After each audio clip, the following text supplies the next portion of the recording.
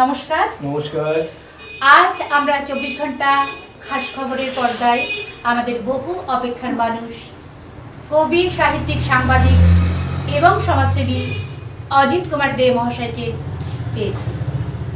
নমস্কার দাদা, আমরা আজ একটু আড্ডা দিই।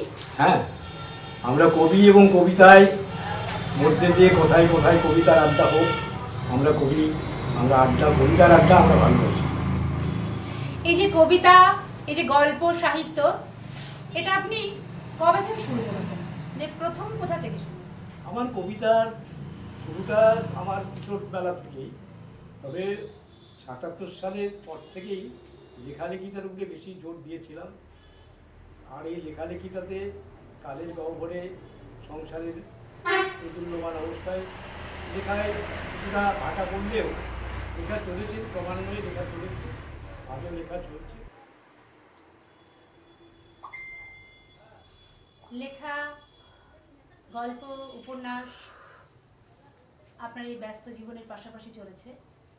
এই পরিস্থিতিতে আপনার পরিবার, স্ত্রী, সন্তান সবাইকে কতটা পাশে পেয়েছে? আমার এই লেখালেখি বা আমার সংসার জীবনে আমার পাশে আমার স্ত্রীকে তো পেয়েছি, এ কথা বলার তো অপেক্ষা রাখে না। স্ত্রীকে বলিষ্ঠভাবে সে আমাকে সহযোগিতা করেছে বলেই আমার লেখালেখি বা আমার সংসার এতটা পথ পেরিয়ে আসতে পেরেছে। এবং সন্তান দুটি, একটি কন্যা এবং একটি পুত্র, তারা আমার পাশে সর্বদাই থেকেছে, আজও আছে। তারা আমার লেখাতে আমাকে সহযোগিতা করেছে। আমি লিখতে বসলে বা কোনো লেখায় ডুবে গেলে তখন তারা কোনোভাবেই আমাকে বিব্রত করে না, বরঞ্চ আমাকে সময়টা ছেড়ে দেয়। অত্যন্ত সুন্দর সৃজনশীল উত্তর। সাহিত্য জগতে আপনার অনেক অবদান। এখানে আপনার অনেক কবিতা বেরোয়, অনেক বাচিক আপনার কবিতা আবৃত্তি করে। এমন কোনো কমেন্ট, এমন কোনো কথা আছে যা আপনার মনে দাগ কাটে বা দাগ কেটেছে? কবিদের মনে পাঠকরা কবিতা পাঠ পড়ে পড়ে তারা মন্তব্য করলে সেটা তো কবিতার বা কবির তো ভালো লাগেই। তো এরকম বহু পাঠক তাদের কথা দিয়ে সমৃদ্ধ করেছে। তারা শাল মহুয়ার জঙ্গল ঘেরা লাল মাটির মানুষের লেখা তারা পড়ে প্রতিনিয়ত, তাদের লেখায় আমি কবি হিসাবে সমৃদ্ধ হয়েছি, বা তাদের যে মন্তব্য আমাকে এগিয়ে চলতে অনেকখানা উৎসাহিত করেছে। বাহ, তাহলে দাদা একটু হালকা আড্ডায় আসি আমরা। হ্যাঁ, কবিরা কবিতায় আড্ডা হোক। আপনার প্রথম ভালোবাসা বা প্রথম পছন্দ কি? অবশ্যই কবিদের প্রথম ভালোবাসা, আমি গ্রাম বাংলার ছেলে, মেঠো পথ, ঘাস বিছানো আলপথ, সোনালি ধানের ক্ষেত, সবুজে ঘেরা বাগান, দিঘি ভরা জল আর শিউলি বিছানো, হিমেল হাওয়ায় শিউলি বিছানো আমার কুড়ে ঘর। তো আমি ভালোবাসি শাল, পলাশ, দক্ষিণা বাতাসে রাঙা পথ সাজিয়ে রাখে, আমি ভেসে যাই আবেগে। আমার কবিতা আমার প্রাণ, কবিতা আমার ভালোবাসা, কবিতা আমার প্রেমিকা, কবিতাই আমার রাতের সহচরী। আমি কবিতাকে ভালোবাসি, কবিতাতেই আমি থাকতে চাই। একদম, এই না হলে কবি। আপনার কবিতা সাহিত্য চর্চার মাধ্যমে সমাজ পরিবর্তনের কি বার্তা আপনি দিতে চাইছেন? পরবর্তী প্রজন্ম কতটা এগোবে এই কবিতার মাধ্যমে? আমার লেখা কবিতার মাধ্যমে আমি সমাজকে এই বার্তাটাই দেব